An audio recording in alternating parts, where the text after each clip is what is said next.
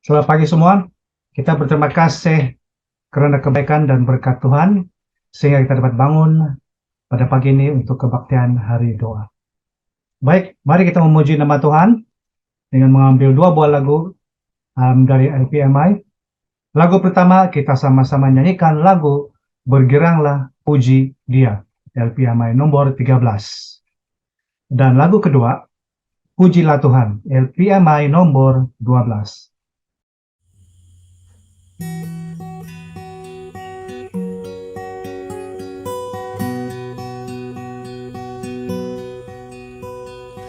Bergiranglah puji Dia, Tuhan cinta dan mulia.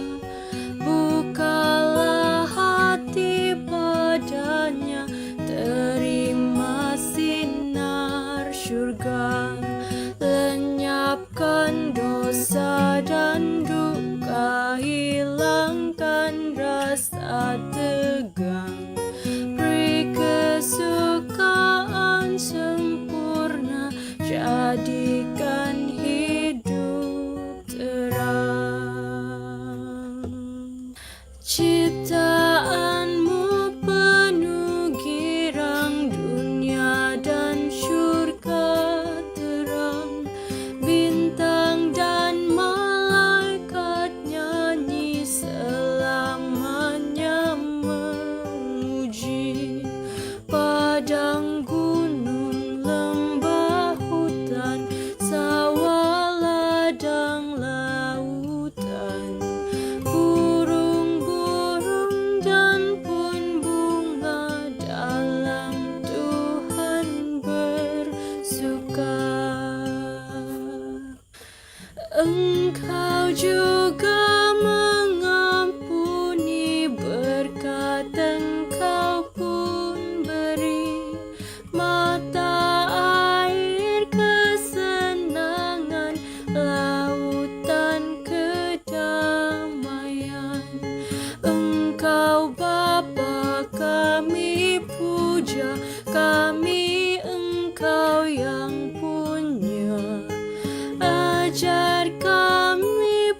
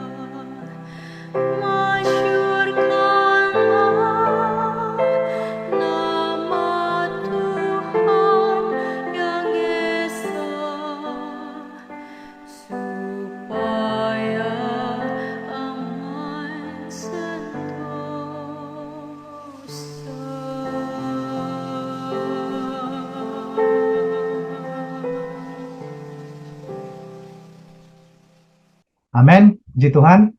Terima kasih karena menyanyi dengan sungguh-sungguh. Sebelum kita teruskan kebaktian pada pagi ini, mari kita berdoa. Tuhan kami dalam kerajaan sorga, berpujilah namamu. Kami berterima kasih karena berkat kebaikan Tuhan, perlindungan Tuhan, sehingga kami dapat bangun dengan baik dan selamat pada pagi ini untuk kebaktian hari doa. Terima kasih Bapa karena Engkau menyertai kami sepanjang hari ini juga. Lindungi kami semua dalam apa saja acara kami, ke aktiviti kami, jauhkan kami dari segala kejahatan. Dan biarlah pelajaran sebentar nanti yang akan disampaikan oleh Elder Julius Bengen, Boropi dia, supaya dia dapat memberikan pelajaran itu dengan baik dan jelas. Itu juga dengan kami yang mendengar, berkati kami ya Bapa, jauhi kami dari kuasa kejahatan, supaya kami dapat memberikan tumpuan kepada pelajaran itu. Terima kasih Bapa karena sudah mendengar doa ini dan menjawab doa ini. Ampuni segala dosa kami ya Bapa, dan kami sampaikan ini hanya di dalam nama Yesus Kristus. Amin. Baik, seterusnya kita berikan ruangan ini untuk lagu istimewa yang bertajuk Thy Will Be Done yang disampaikan oleh Mrs. Minang Gunggul. Dan selepas itu kita akan menyanyikan sekali lagi lagu tema I Will Go. Dan seterusnya kita akan berikan masa kepada Elder Julius untuk menyampaikan pelajaran. Dan selepas dia selesai menyampaikan pelajaran, beliau akan terus melayangkan doa penutup. Persilakan.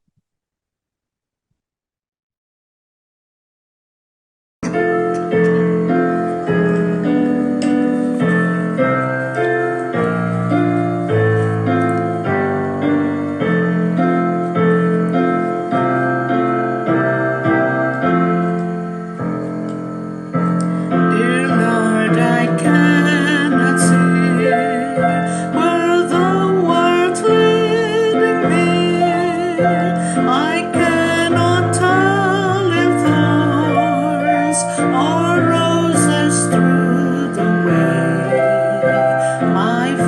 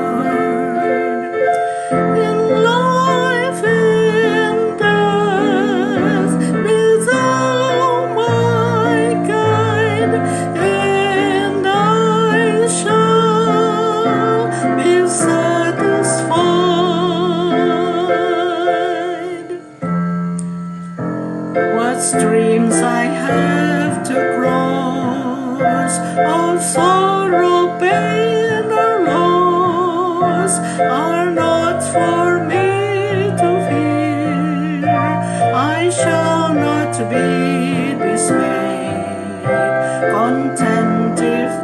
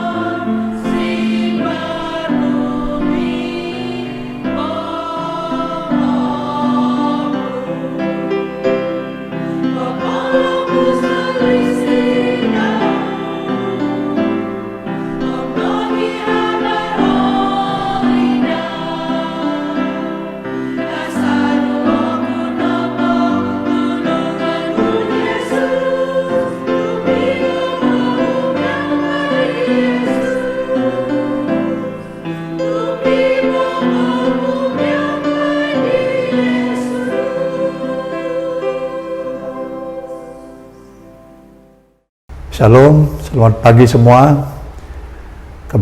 Kebaikan Tuhan itu begitu baik sekali. Kita akan berjumpa lagi pada pagi ini untuk belajar berdoa tema kembali ke mezbah. Saya percaya Tuhan telah memberkati setiap kita sampai ke tema yang terakhir ini. Saya percaya Tuhan begitu gembira sekali melihat kita pada pagi ini. Mari kita mulai.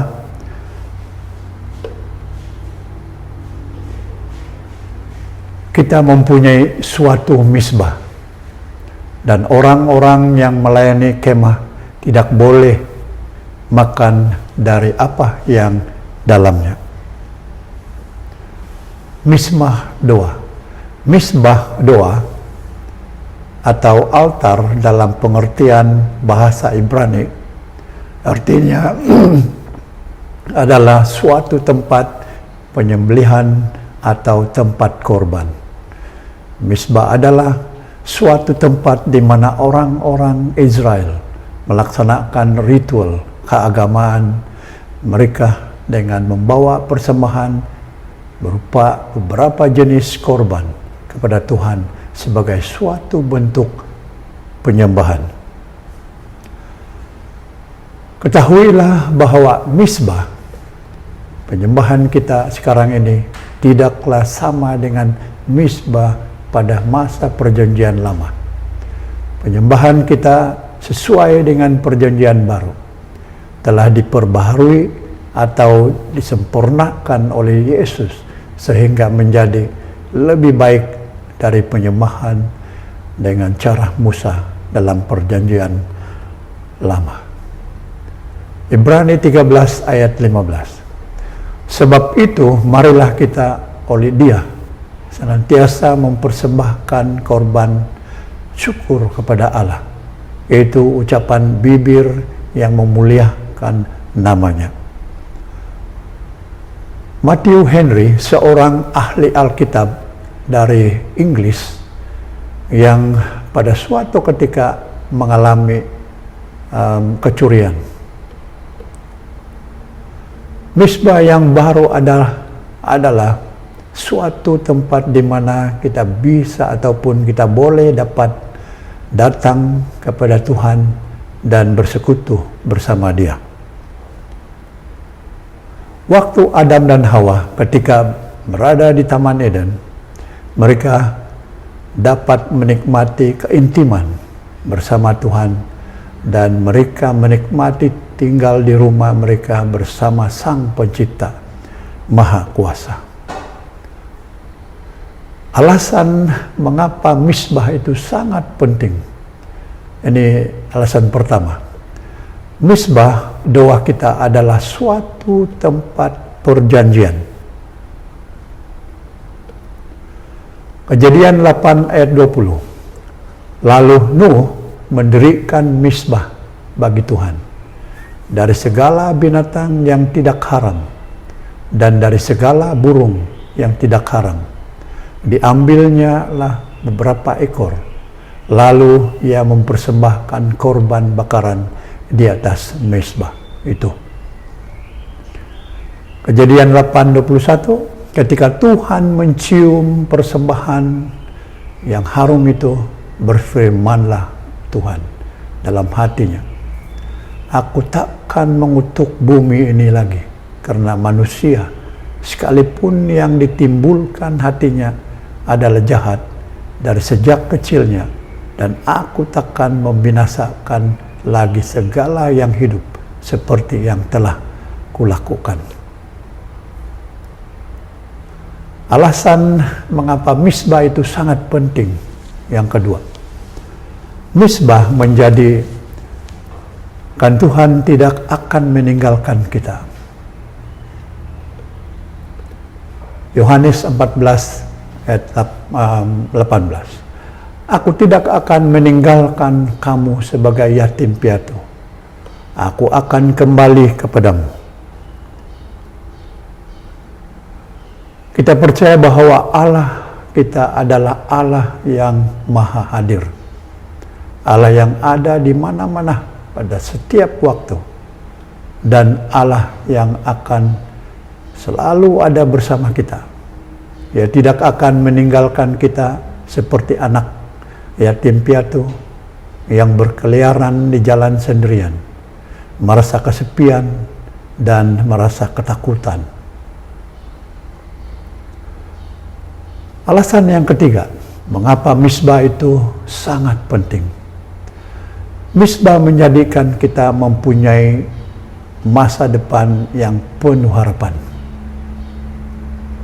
Yeremia 29 ayat 11. Sebab aku ini mengetahui rancangan-rancangan yang ada padaku mengenai kamu, demikianlah firman Tuhan, yaitu rancangan damai sejahtera dan bukan rancangan kecelakaan, untuk memberikan kepadamu hari depan yang penuh harapan. Rencananya meliputi masa depan yang penuh harapan. Jika Tuhan begitu mengasihi kita sehingga mengorbankan anaknya yang tunggal, maka sudah pasti Ia memiliki suatu rencana yang khusus bagi kita semua. Alasan yang keempat, mengapa misbah itu sangat penting. Misbah doa kita adalah suatu tempat pengorbanan. Abraham hidup berpegang pada janji yang diberikan oleh Tuhan kepadanya. Ia dan istrinya Sarah yang akhirnya memperoleh anak pertama yang dijanjikan Tuhan. Tetapi sekarang Tuhan meminta Abraham untuk mengorbankan anaknya dengan jalan membunuh anak tunggalnya itu. Dapat di Kejadian 22 ayat 9 sampai 13. Alasan mengapa misbah itu sangat penting, alasan yang kelima. Di misbah kita menjadi korban yang hidup. Roma 12, 1 dan 2. Karena itu, saudara-saudara, demi kemurahan Allah, aku menasihatkan kamu, supaya kamu mempersembahkan tubuhmu sebagai persembahan yang hidup, yang kudus, dan yang berkenan kepada Allah. Itu adalah ibadahmu yang sejati.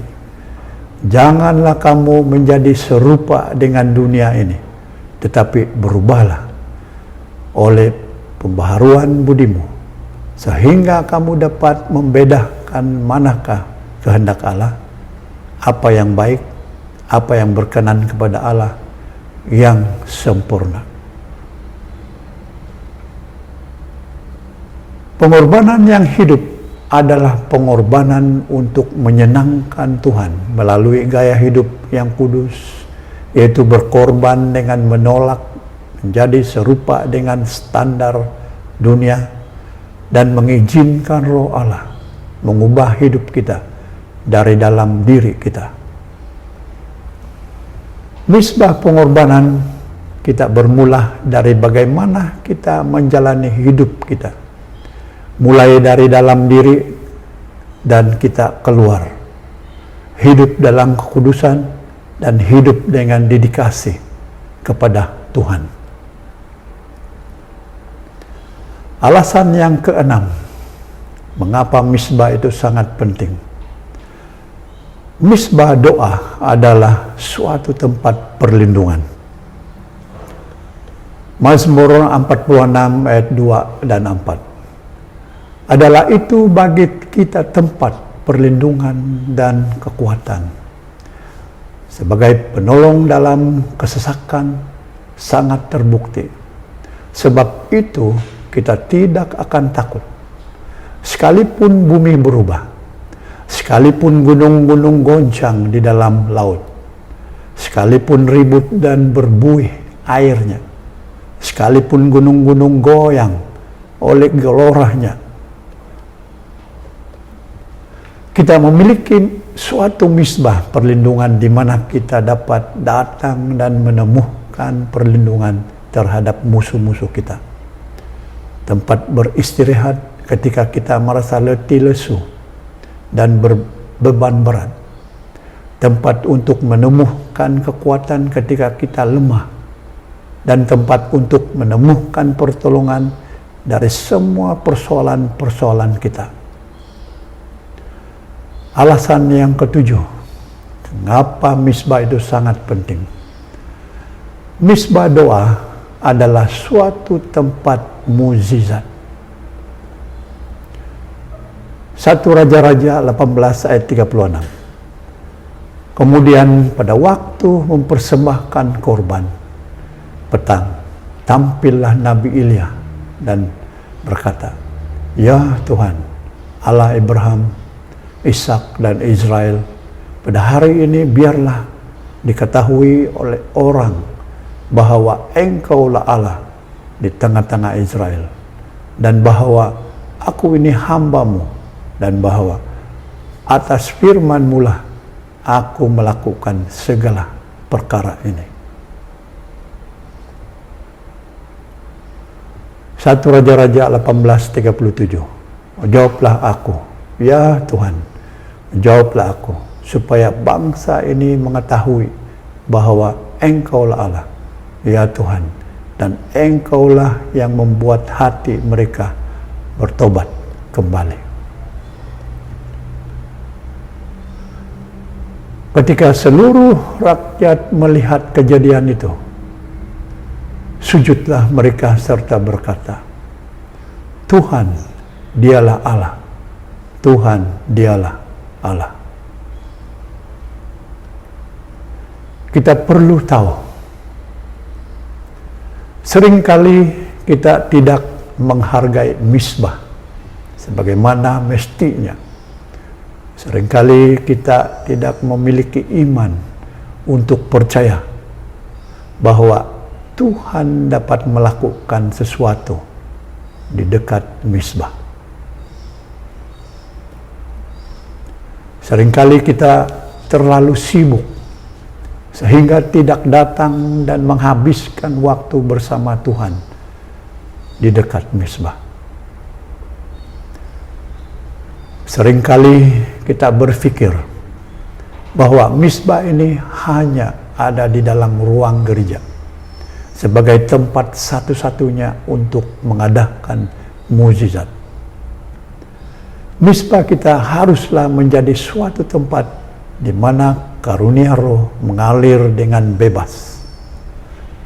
Misbah kita haruslah menjadi tempat di mana keluarga dipulihkan dan dibangunkan kembali, di mana keperluan finansial dicukupi, di mana tubuh jasmani disembuhkan dari sakit penyakit, di mana kecanduan dibebaskan, di mana hidup diubah melalui kuasa mujizat kita, mujizat Tuhan. Kita memiliki suatu misbah di mana Tuhan yang Maha Kuasa bersemayam di sana, dan Dia rindu untuk menurunkan api dari sorga bagi umatnya. Kita memiliki misbah perjanjian, janji mengenai kasih Allah yang tidak berkesudahan, dan janji mengenai masa depan yang penuh harapan. Kita memiliki misbah pengorbanan, di mana Allah Bapa kita memberikan anaknya yang tunggal bagi kita semua. Kita memiliki misbah kesaksian, di mana Yesus sendiri berdiri di hadapan Allah menjadi saksi bagi kita. Kita memiliki misbah perlindungan, suatu tempat di mana kita dapat beristirahat, membolehkan kekuatan baru, dan mendapatkan perlindungan. Kita memiliki misbah mukjizat, suatu tempat di mana Tuhan akan menurunkan api dari surga dan membuat banyak tanda-tanda heran dan ajaib Setiap keluarga harus membangunkan misbah doanya dengan menyadari bahwa takut akan Tuhan adalah permulaan hikmat. Jikalau pernah ada suatu waktu di mana setiap rumah harus menjadi sebuah rumah sembahyang, sekaranglah waktunya. Pada waktu pagi hari pikiran yang pertama dari umat Tuhan haruslah ditujukan kepada Allah. Pekerjaan duniawi dan kepentingan diri haruslah menjadi soal yang kedua. Anak-anak haruslah diajar menghargai dan menghormati jam-jam permintaan doa. Tugas orang tualah setiap pagi dan petang oleh doa yang sungguh-sungguh dan iman yang tekun mendirikan sebuah pagar di sekeliling anak-anak mereka. Dengan sabar mereka harus mengajar anak-anak mereka dengan manis budi dan tidak kenal lelah, mengajar mereka bagaimana caranya tidak untuk menyenangkan Allah, hidup untuk menyenangkan Allah. Sekianlah pelajaran yang hari ke-10 ini berakhir, dan pada saat ini mari kita berdoa, bersatu dalam doa. Ya Bapa kami yang bersemayam di kerajaan sorga, terpujilah namamu, mau di sorga dan di bumi. Tuhan yang maha kuasa dan maha adil, maha kasih. Oh Tuhan, Tuhan yang sedang mengawal keadaan dunia pada saat ini. Dan Tuhan juga yang merencanakan yang terbaik kepada setiap umat-umat-Mu pada saat ini yang masih hidup. Oh Tuhan, pada saat ini saya mohon agar Tuhan dapat mengampuni segala dosa-dosa kami, segala kesalahan kami, agar kami layak di hadapan Tuhan pada pagi ini, sebelum kami memuliakan nama-Mu dan terus buat aktiviti kami masing-masing. Kami serah semua pengharapan kami, kehidupan kami di tangan Tuhan. Oh Tuhan, sebab itu kami telah mempelajari misbah doa tadi. Biarlah itu dapat diamalkan pada setiap keluarga kami. Biar itu dapat memberi kami kesadaran betapa pentingnya misbah doa ini.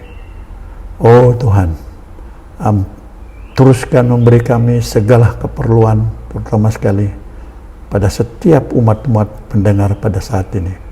Saya percaya Tuhan begitu gembira melihat semua umat-umat-Mu yang begitu setia pada pagi ini. Dengan itu Tuhan, kami serahkan dalam nama Tuhan Yesus Juru Selamat kami. Amin. Sekian saja pelajaran kebaktian pagi untuk 10 hari berdoa kita pada pagi ini. Semoga berjumpa di pada hari esok untuk acara kemuncak ataupun penutup. Tuhan memberkati.